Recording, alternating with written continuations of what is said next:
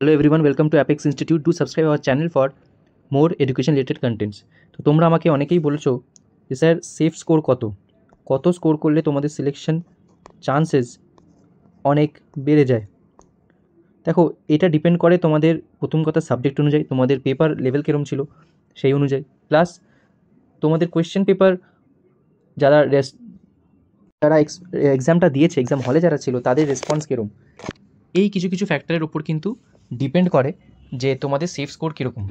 তো যে কোনো একটা অ্যাভারেজ সেফ স্কোর কিন্তু হতে পারে না, সাবজেক্ট অনুযায়ী কমবে, ঠিক আছে।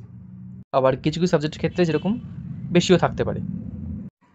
যদি আমরা বাংলায় বলি যে সেফ স্কোর কত, তাহলে মোটামুটি যারা ফিমেলস আছো তারা যদি অ্যারাউন্ড 51 বা 52 স্কোর করছো, তারা কিন্তু সেফই আছো। আর যারা মেল আছো বা মেল ফিমেল ক্যাটাগরিতে যারা আছো, তাদের কিন্তু মোটামুটি 53 তোমরা ধরে রাখতে পারো সেফ স্কোর। আমাকে যদি একটা নাম্বার দিতে হয় তাহলে মেল ফিমেলদের জন্য বাংলায় 53 আর ফিমেলদের জন্য বাংলায় অ্যারাউন্ড 51 ধরে রাখতে পারো। এরপর যদি বলি ইংলিশের কথা, ইংলিশে সেফ স্কোর তুমি যদি মেল ফিমেল হও তাহলে 52 ধরে রাখতে পারো, আর রাদার তুমি যদি ফিমেল হও তুমি 52 ধরে রাখতে পারো। আর যদি মেল ফিমেলের কথা বলো, অ্যারাউন্ড 54 তোমার যদি হচ্ছে ইংলিশে, তাহলে কিন্তু তুমি একদমই সেফ। এটা কিন্তু আমি জেনারেল ক্যাটাগরির কথা বলছি, ক্যাটাগরি ওয়াইজ প্রত্যেকটা ক্যাটাগরিতে 2% করে রিডিউস হওয়ার সম্ভাবনা আছে। এগুলো তোমাদের বুঝতে যদি অসুবিধা হয় তোমরা কমেন্ট করতে পারো, আমি রিপ্লাই নিশ্চয়ই দেবো।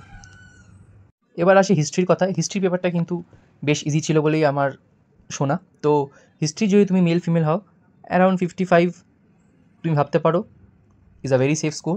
আর ফিমেল যদি তুমি হও অ্যারাউন্ড 53 54 কিন্তু আমার মনে হয় যথেষ্ট। তোমার কাস্ট অনুযায়ী তুমি 2% করে রিডিউস করে নিতে পারো। এবার ম্যাথামেটিক্সের কথা যদি আমি বলি, ম্যাথামেটিক্সে অ্যারাউন্ড তুমি মেল ফিমেল হও তাহলে 50 51 তুমি ভাবতে পারো ইজ আ সেফ স্কোর। আর যদি ফিমেল হও তাহলে অ্যারাউন্ড 49 to 50 তুমি ভাবতে পারো সেফ স্কোর।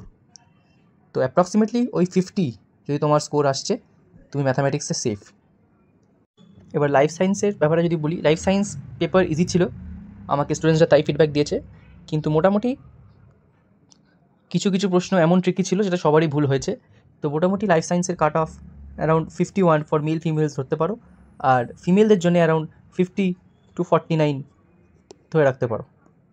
ফিজিক্যাল সায়েন্সের প্রশ্ন আগেন একটু ট্রিকি ছিল, সো এখানে তুমি মেল ফিমেল অ্যারাউন্ড 48 থেকে 49 ধরতে পারো, আর ফিমেলদের জন্য অ্যারাউন্ড 47 ধরে এগোতে পারো।